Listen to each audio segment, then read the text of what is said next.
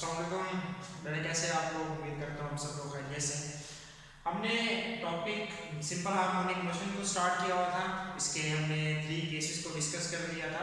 इसके लास्ट में ना हमारे पास कुछ फीचर्स हैं इस सिंपल हार्मोनिक मोशन के, उनको हमने डिस्कस करना है। तो फर्स्ट ऑफ ऑल तो आपने ये याद रखने के लिए इंपॉर्टेंट फीचर्स हैं, ये वही चीज़ें हैं जो कि हम टॉपिक्स के अंदर सिंपल पेंडुलम वाले के अंदर ball and bowl system and mass spring system के अंदर हमने जो चीज़ें डिस्कस की हैं वही दरअसल इसके फीचर्स के अंदर है। यानी आप सिंपल ये कह सकते हैं कि ये जो फीचर्स हैं ये कोई भी बॉडी कोई भी केस हो जो सिंपल हार्मोनिक मोशन को फुलफिल करता है तो उसके अंदर ये चीज़ें पाई जाती हैं। तो इसमें पहला जो है A body executing simple harmonic motion always vibrates about its mean position। हमें ये पता है कि कोई भी बॉडी जो कि सिंपल हार्मोनिक मोशन में होती है वो क्या करती है, अपने मेन पोजीशन के इर्द गिर्द मूव करती है। बेटा ये जो सिंपल हार्मोनिक मोशन है हमने ये पढ़ा है कि ये स्पेशल केस है ऑसिलेटरी मोशन का, या जिसको हम वाइब्रेटरी मोशन भी कहते हैं, जिसमें क्या होता है कि बॉडी अपनी मेन पोजीशन से के आगे और पीछे मूव करती है। To and fro motion of a body about its mean position is known as vibratory motion और ऑसिलेटरी मोशन। तो सिंपल हार्मोनिक मोशन में भी यही सेम है हमारे पास। ये देखिए जिस तरह हमने ये सिंपल पेंडुलम वाला देखा था, ये हमने बॉल एंड बाउल सिस्टम देखा था। इसमें भी क्या है कि बॉल मेन पोजीशन के आगे और पीछे मूव करती है। इधर भी जो है हमारे पास सिंपल पेंडुलम के अंदर ये बॉल है, ये जो बॉल था वो अपनी मेन पोजीशन से आगे और पीछे क्या करता है, मूव करता है। उसके बाद acceleration is always directed towards the main position. हमें ये पता है कि एक्सेलरेशन क्या होता है, हमेशा मेन पोजीशन की जानिब होता है। इसके बेटा हमने एक रिलेशन ड्राइव किया था, is directly proportional to minus x. ये हमें क्या बताता है कि जो एक्सेलरेशन है वो डिस्प्लेसमेंट के डायरेक्टली प्रोपोर्शनल होता है, और यहाँ पे माइनस साइन ये बताता है कि एक्सेलरेशन की और डिस्प्लेसमेंट की जो डायरेक्शन है वो एक दूसरे के अपोजिट होती है। यानी यहाँ पर देखेंगे अगर हम यहाँ से ये बॉल को उठाकर मेन पोजीशन ओ से उठाकर पोजीशन ए जो कि एक्सट्रीम पोजीशन है वहां पर लेकर आते हैं, तो यहाँ से वो क्या करता है, बॉडी एक्स डिस्प्लेसमेंट कवर करता है। अब बॉडी किधर जा रही है, ओ से ए की जानिब जा रही है, ठीक है। लेकिन यहाँ पर जो एक्सेलरेशन की डायरेक्शन होगी वो हमेशा कैसी होगी, मेन पोजीशन की जानिब। इधर का एक्सेलरेशन ऐसे होगा, बॉडी डिस्प्लेसमेंट इधर कवर कर रही है। बिल्कुल इसी तरह से बॉडी ओ से, इसको हम नाम देते हैं पोजीशन बी का, जब इधर आती है तब भी ये क्या करती है, अब बॉडी इधर आ रही है तो वो डिस्प्लेसमेंट इधर कवर करेगी, लेकिन जो एक्सेलरेशन की डायरेक्शन होगी वो बेटा हमारे पास कुछ इस तरह से है कि एक्सेलरेशन की हमेशा जो डायरेक्शन है वो कैसी होगी, मेन पोजीशन की जानिब होगी। तीसरा क्या है, acceleration is always directly proportional to displacement और maximum at extreme position and minimum at mean position. ये वही रिलेशन हमारे पास बता रहा है कि एक्सेलरेशन जो है वो डिस्प्लेसमेंट के क्या होता है, डायरेक्टली प्रोपोर्शनल होता है इन मैग्नीट्यूड। यानी जितना बॉडी का मेन पोजीशन से एक्सट्रीम पोजीशन तक डिस्प्लेसमेंट जितना ज्यादा होगा उतना ही एक्सेलरेशन हमारे पास क्या होगा, ज्यादा होगा। अब मेन पोजीशन से एक्सट्रीम पोजीशन तक जो बेटा डिस्प्लेसमेंट होता है वो होता है मैक्सिमम डिस्प्लेसमेंट। जब बेटा एक्सट्रीम पोजीशन पर बॉडी का मेन पोजीशन से जो डिस्प्लेसमेंट है वो मैक्सिमम है, इसका मतलब एक्सट्रीम पोजीशन के ऊपर जो एक्सेलरेशन है वो हमारे पास क्या होगा, मैक्सिमम होगा। अब बेटा जब बॉडी है मेन पोजीशन के ऊपर, जब बॉडी मेन पोजीशन के ऊपर है तो मतलब उसने कोई डिस्प्लेसमेंट कवर नहीं किया। बॉडी का जो डिस्प्लेसमेंट है एट मेन पोजीशन हम कहेंगे वो किसके इक्वल है, 0 के इक्वल है। तो मेन पोजीशन के ऊपर बॉडी का जो एक्सेलरेशन जो है वो बेटा क्या होगा, 0 होगा, और एक्सट्रीम पोजीशन के ऊपर जो हमारे पास एक्सेलरेशन है वो बेटा हमारे पास क्या होता है, मैक्सिमम। उसके बाद से अगर हम बेटा बात करते हैं वेलोसिटी की, तो हमें पता है velocity is maximum at mean position and minimum at extreme position. बेटा इस तरह हमने कहा था कि बॉडी को हम यहाँ से ये करते हैं, बॉब को पोजीशन ओ से उठाकर हम एक्सट्रीम पोजीशन ए तक लेकर आते हैं।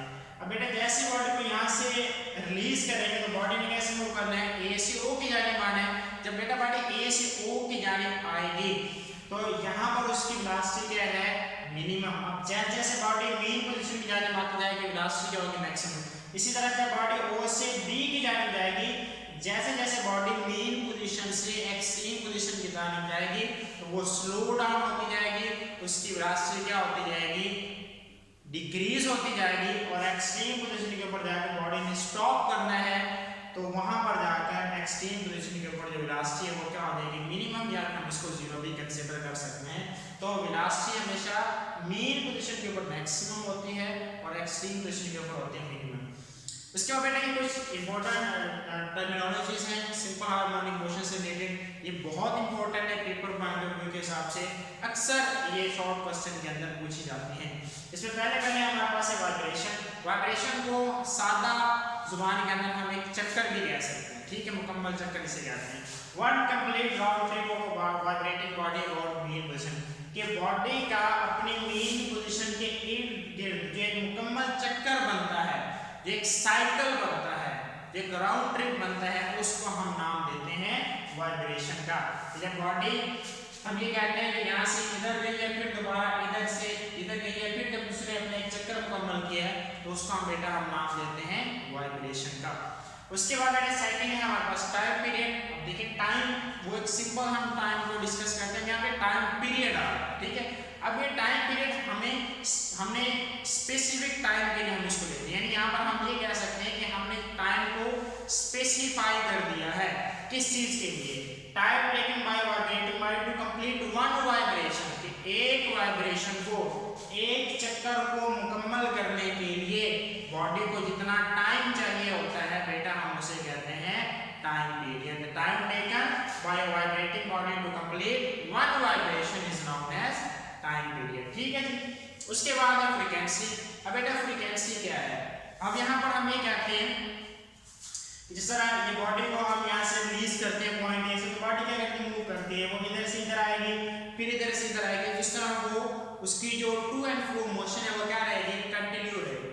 अब टाइम पीरियड तो क्या है कि एक चक्कर को मुकम्मल करने के लिए जितना टाइम चाहिए, वो तो बेटा हमारे पास आ गया टाइम पीरियड। अब फ्रीक्वेंसी हमारे पास क्या है कि बॉडी जब ये चक्कर मुकम्मल करे, इधर से इधर जा रही है, इधर से इधर to and fro motion body की कंटिन्यू है, तो यहाँ पर हम ये कहते हैं कि बॉडी एक सेकंड के अंदर कितने चक्कर मुकम्मल करती है, यानी बॉडी एक सेकंड के अंदर कितनी दफा साइकिल्स को दोहराती है, कितनी वाइब्रेशंस को कंप्लीट करती है, तो हमारे पास क्या कहता है फ्रीक्वेंसी। अब लेट्स हम कहते हैं कि एक बॉडी, यहाँ पर ये बॉडी है वो एक सेकंड के अंदर 2 वाइब्रेशन को कंप्लीट करती है, तो उसकी फ्रीक्वेंसी कितनी होगी, 2 होगी। अब यहाँ पर हम ये कहते हैं कि बॉडी ये 1 सेकंड के अंदर 4 वाइब्रेशन को कंप्लीट करते हैं, तो यहाँ पर बॉडी की जो फ्रीक्वेंसी होगी बेटा वो कितनी होगी, हमारे पास वो आ जाएगी 4 के इक्वल, ठीक है। उसके बाद हमारे पास रिलेशनशिप है फ्रीक्वेंसी और टाइम पीरियड का, तो आपने याद रखना है कि frequency and time period are inversely proportional to each other, यानी फ्रीक्वेंसी और टाइम पीरियड के दरमियान कौन सा रिलेशन होता है, इनवर्स रिलेशन होगा, ठीक है जी। जहां पर फ्रीक्वेंसी मैक्सिमम वहां पर टाइम पीरियड मिनिमम, जहां पर टाइम पीरियड मिनिमम वहां पर फ्रीक्वेंसी बेटा क्या होगी, मैक्सिमम होगी। इसको हम ऐसे भी लिख सकते हैं, T is inversely proportional to frequency, ये बेटा हमारे पास इस तरह से भी हम इसको लिख सकते हैं। उसके बाद यहाँ पर जो आखिरी बेटा वो हमारे पास है एम्पलीट्यूड। एम्पलीट्यूड क्या है, the maximum displacement of vibrating body on either side of main position, के मेन पोजीशन से बॉडी का मैक्सिमम डिस्प्लेसमेंट कवर करने के बाद जो पोजीशन बनती है उसको हम कहते हैं एक्सट्रीम पोजीशन। अब यहाँ पर हमें बात करते हैं आइदर साइड। आइदर साइड से मुराद कि वो जो मैक्सिमम डिस्प्लेसमेंट है वो मेन पोजीशन के इधर भी हो सकता है, वो मैक्सिमम डिस्प्लेसमेंट मेन पोजीशन के इधर भी हो सकता है। तो बेटा यहाँ पर बॉडी यहाँ से यहाँ तक ये हमारे पास क्या है, उसका एम्पलीट्यूड है हमारे पास। अब ये एम्पलीट्यूड, अब जिससे यहाँ से यहाँ तक इसका एम्पलीट्यूड, अब ये एम्पलीट्यूड यहाँ पर भी हो सकता है कि बॉडी पहले पॉइंट ए के ऊपर जब हम कहते हैं कि बॉडी कहाँ पर आ गई है, कि बॉडी का मेन पोजीशन से जो मैक्सिमम डिस्प्लेसमेंट करने के बाद जो पोजीशन बनती है उसको हम कहते हैं सी, तो यहाँ पर इसका जो एम्पलीट्यूड है वो कितना होगा, सिर्फ इतना होगा। इसी तरह से इधर भी हमारे पास क्या है, मेन पोजीशन से मैक्सिमम डिस्प्लेसमेंट कवर करने के बाद जो पोजीशन बनती है वो बेटा हमारे पास क्या कहलाती है, एक्सट्रीम पोजीशन। और मैक्सिमम डिस्प्लेसमेंट कवर करने के बाद जो बॉडी का हमारे पास डिस्प्लेसमेंट बनता है उसको हम नाम देते हैं एम्पलीट्यूड।